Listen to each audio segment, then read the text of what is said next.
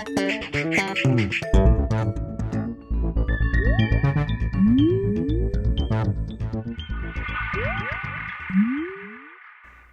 everyone and welcome to The Vortex, where lies and falsehoods are trapped and exposed. I'm Michael Vorse. Just a quick heads up before today's Vortex.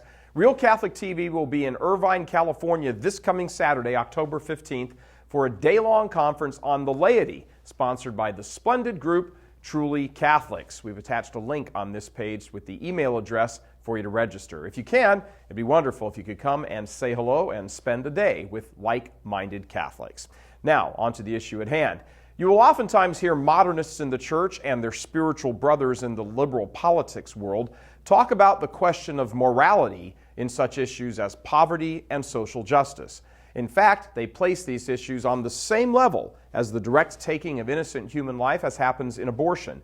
In so doing, they're trying to capture the moral high ground, so to speak, by saying that working for liberal political positions is every bit as worthy and noble a cause as trying to directly save innocent babies.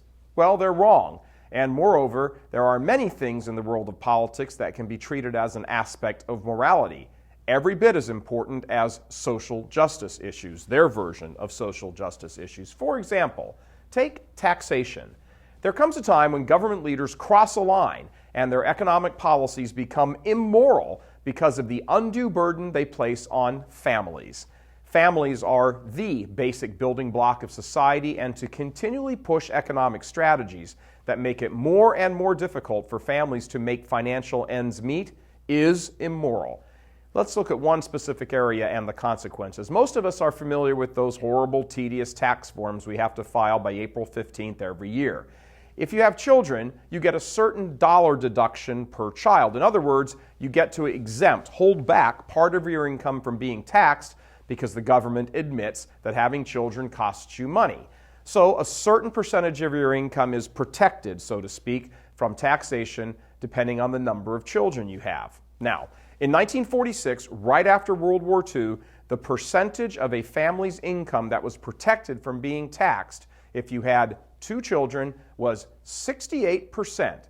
To understand it another way, if you had 2 children, no more than 32% of your income was able to be taxed, exposed to the IRS, in other words.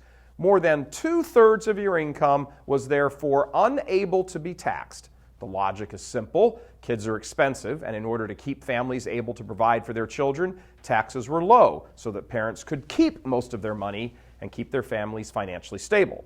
The grand result was this. In 1950, the average family of 4 paid about, get this, 2% of its income, total income, in federal taxes. Today, 60 years later, the average family of 4 pays over 33% of its income in federal taxes. That has become an enormous burden on families and totally restructured how family life is now lived in the United States. Most importantly, in many cases, it has forced mothers into the workforce so that the increasing tax bill can be paid. But as a rule, it's essentially a losing battle. Among married couple families where both parents work, roughly 2/3 of the mother's earnings are sucked up by the federal government in taxes. What does this translate into financially? Well, as everyone knows, it costs you money to have a job. You have to pay for gas to get back and forth to work, usually a car, maybe a second car. You have to eat and pay for your lunches during the day while you're at work. You have to have clothes specifically for work. You have to have those clothes cleaned. When you add the cost of the job to the taxes you pay on the additional income, and then quite often, not to mention the cost of daycare, you never get ahead. But as a family, you do fall behind. The family now spends less time together as a family. Mom and dad both drag in the door exhausted from work and oftentimes have to bring work home with them, making even less time for the time they have with the kids. In the meantime, kids are influenced by a mass media which is antithetical to good morality. They often end up in bad situations with bad friends, and bad things happen. And much of this is directly owing to the ridiculous tax burden that families have to meet. That's immoral. When a government policy causes the disintegration of the family, that's immoral.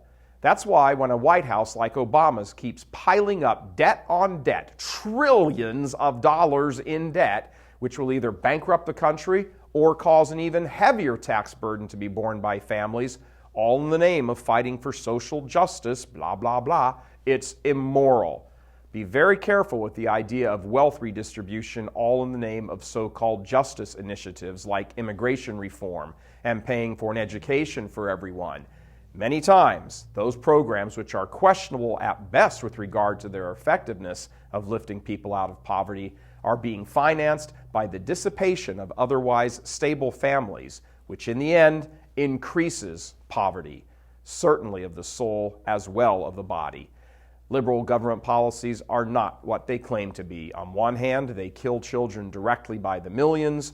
On the other, they cause the disintegration of existing families.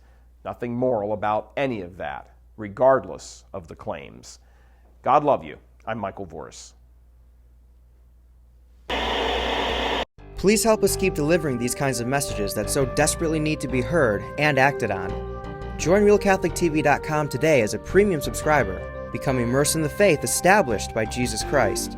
The Catholic Church is the only hope against evil because that is its God-given mission. As our Lord said, apart from me, you can do nothing. Join RealCatholicTV.com today as a premium subscriber and come to learn and love Christ more deeply.